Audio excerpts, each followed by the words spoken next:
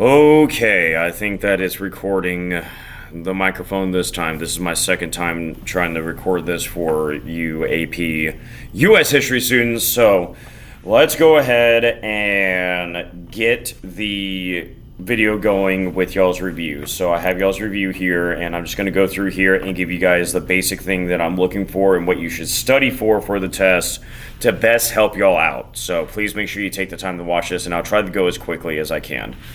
Alrighty. So, what events would lead to the rise of demand for African slaves? So, this is multi-layered. Let's start with the first one, the failure of the encomienda system. The failure of the encomienda system would lead to the rise of African slavery for the Spanish. And the reason why is because encomienda fails primarily because Native Americans would die to disease. And so the Spanish would have, air quote here, need for another market of labor, and so close quote there. And so they looked to the old world. And so why were Africans targeted above everybody else? Well, it was multifaceted. One was that they were exposed to old world diseases that allowed them to have immunity. And so they had disease resistance to all of those old world diseases such as smallpox, influenza, and yellow fever, etc., that was killing the native population. Secondly, many Africans had farming skills. This is where I gotta look silly and wave my arms around to turn my lights back on.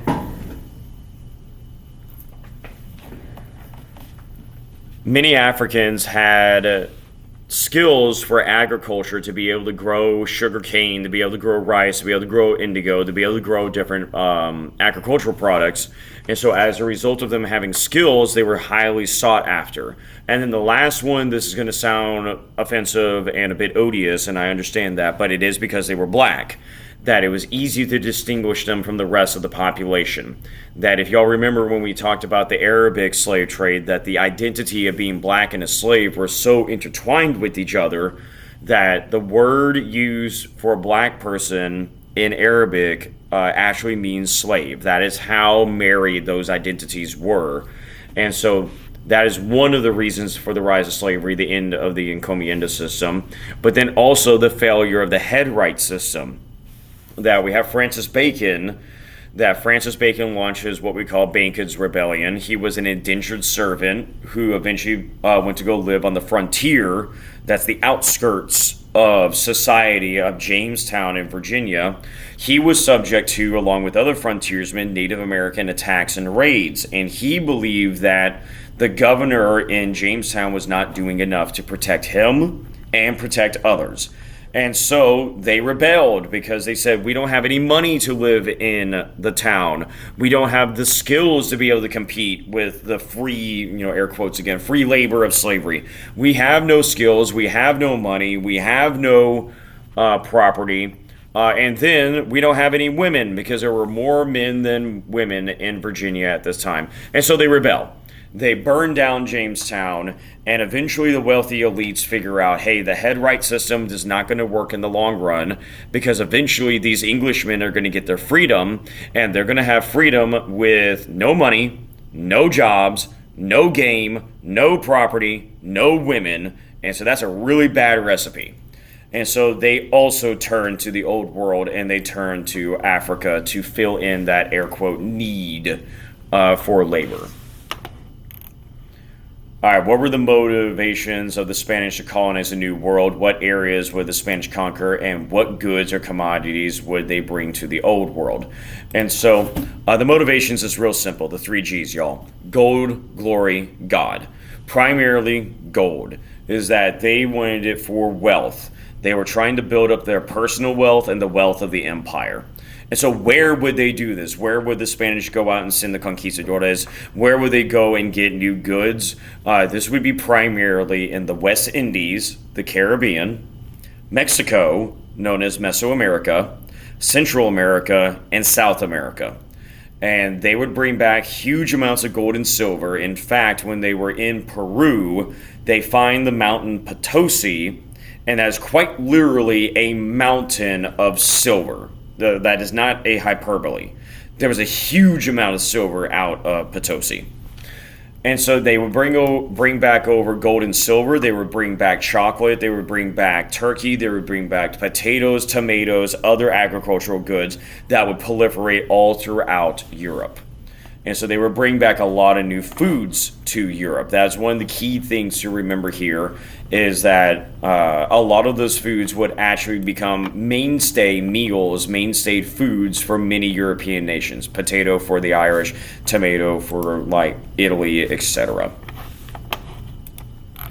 All right, concerning the Massachusetts Bay Colony, what were the motives of the Puritans exiling Anne Hutchinson and Roger Williams? Well, the main reason is that they were causing too much trouble.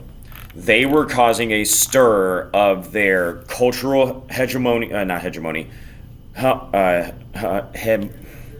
they were disturbing that homogenous society that they were trying to make. Homogenous means all the same. They were trying to keep the same culture, the same language, the same religion, the same ways of doing things, and Anne Hutchinson and Roger Williams were disrupting the way that the Puritans want to run their lives. So they were disrupting the homogeneity of their colonies.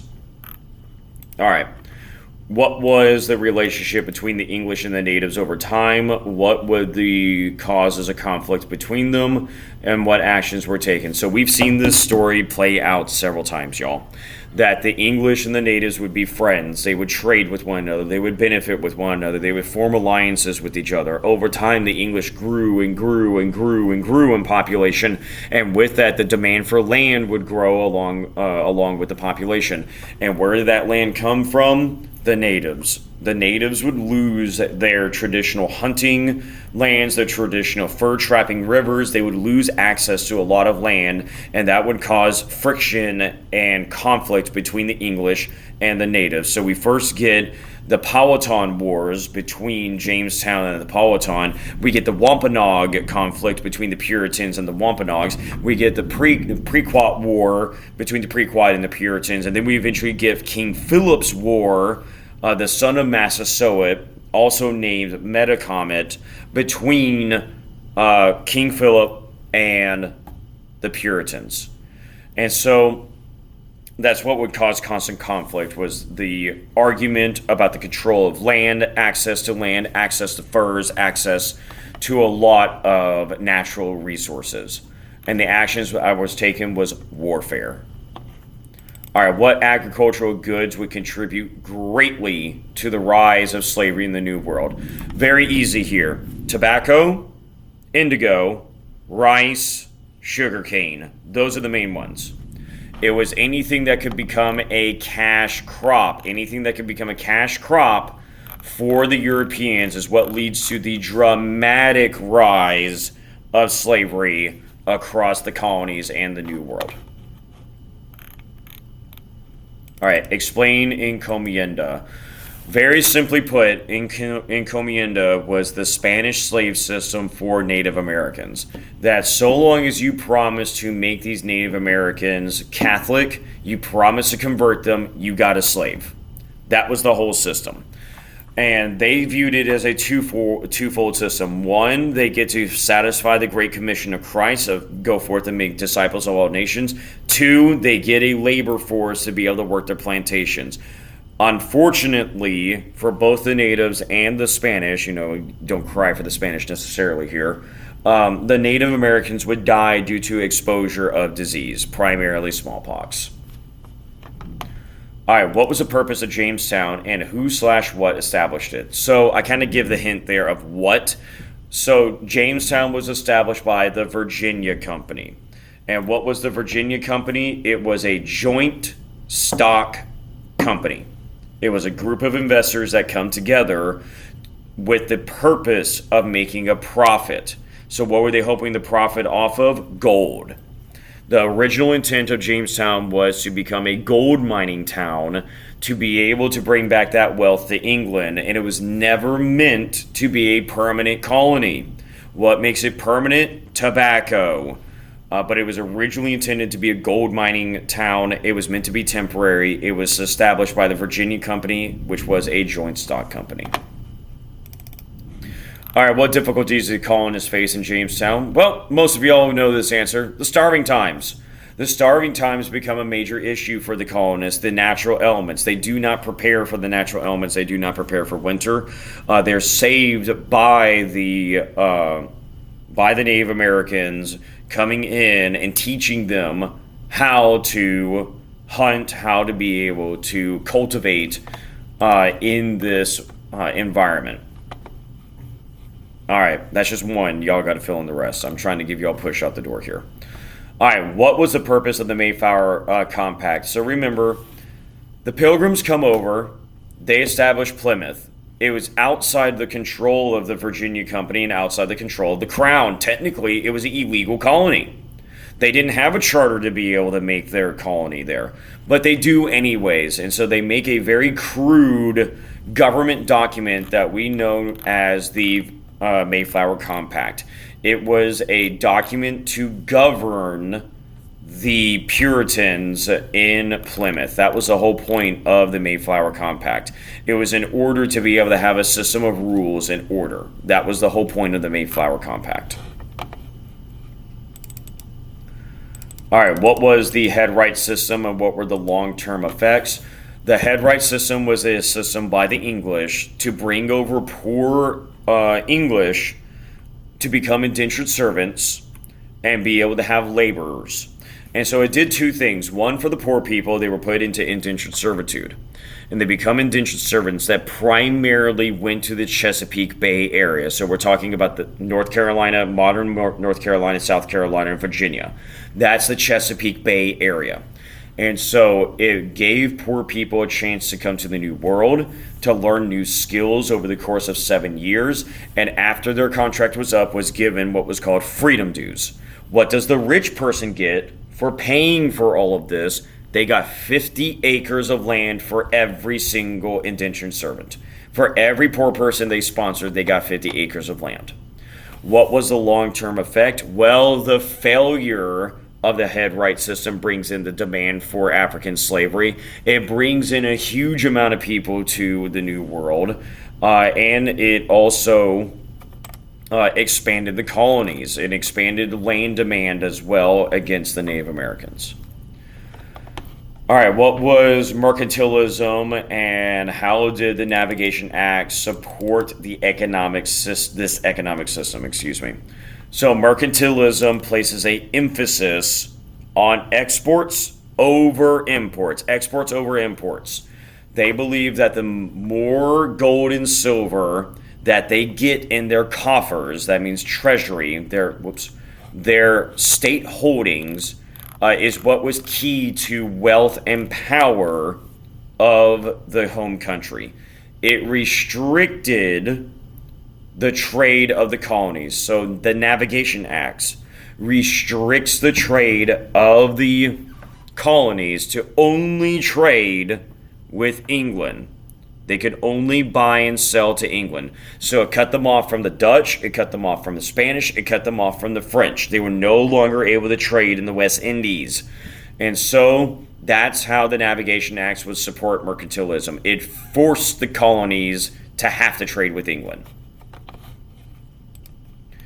All right, what events led to King Philip's War and what were the results? So we don't really know what leads up to this war. We believe that it was a conflict over access to rivers for fur, primarily beaver fur pelts, possibly control over land for agriculture and hunting and housing. King Philip was the nickname given to Massasoit's son, Metacomet. He launches this war to try to stop English expansion. He is successful for a time, but Metacomet is eventually killed, beheaded, and his head is put on display in Plymouth for 25 years to rot in front of everybody. How gross. So what was the result? A complete decimation of the Wampanoag. A complete decimation of their people, their tribe, their culture, everything. They eventually have to give up all of their land. They have to give up all of their sovereignty to the English. So the Wampanoag way of life is disrupted forever. All right, outside of disease and foreign colonizers, what would greatly inhibit Native Americans from effectively defending themselves from the Europeans? Well, It would be the three Ds if you go back to that slide. Disease is one. I told you forget that one. The major one was disorganization. That the Native Americans would not really ally themselves with one another. And linguistic differences. The Native Americans did not all speak the same language. It's a very common myth that people still think today that all Native Americans were the same. They all spoke the same language. They all had the same religion. They all had the same blah, blah, blah. That's not true. The languages of the natives were completely different from one another. Their dialects were different. Their rituals were different. They were different peoples. They were different ethnicities. And so their political and linguistic differences would lead to their demise. They were unable to unite with each other because of their political disorganization and their linguistic differences. All right, what was the purpose of the Spanish caste system, Barbados slave codes, black codes, and slave codes? This created an extremely rigid hierarchical society based on race. That was the main thing that all of these do. The Spanish institute the caste system. The Barbados institute the slave codes. Here in the Americas, we institute the black codes or slave codes. They're used interchangeably. It is to create a rigid hierarchical system based on race. There's a random O there. I don't know why. Now it's gone. Comparing the Quakers to other Christian groups in the 17th century, so that would be the 1600s. A lot of students get confused by this. They get confused with the century counts. And so 17th century is the 1600s. Why? It is the 17th century. So 0 to 99, that's the first century. 100 to 199 is the second, etc., etc., etc. So now you know. So comparing the Quakers to other Christian groups of the 17th century, what were some major departures? One, they were against slavery, day one. They did not like slavery, didn't support slavery, didn't want anything to do with slavery, actively fought against slavery. Number two, they challenged gender roles. They maintained a lot of the same gender roles prescribed in the Bible, but they would allow women to have a lot more say in the church. They actually allowed women to lead prayer. They allowed women to read the Bible. They allowed women to actually give sermons in the church. And that's a really big deal because you compare that to the Puritans, that they had a very, very strict adherence to the New Testament, particularly in Ephesians chapter 5 and chapter 6, of the patriarchal society, that very rigid system that was put into place with the Apostle Paul, if you read into Ephesians 5 and Ephesians 6. And another major departure was that they had equal treatment of Native Americans, that they would do land deals with the Native Americans with fair trade. They did not just take the lands away from them. All right, y'all, so that's the last one. I hope that y'all watch this. Go to your notes, go to your PowerPoint, go to the PowerPoints, and study for this test. Best of luck to all of you.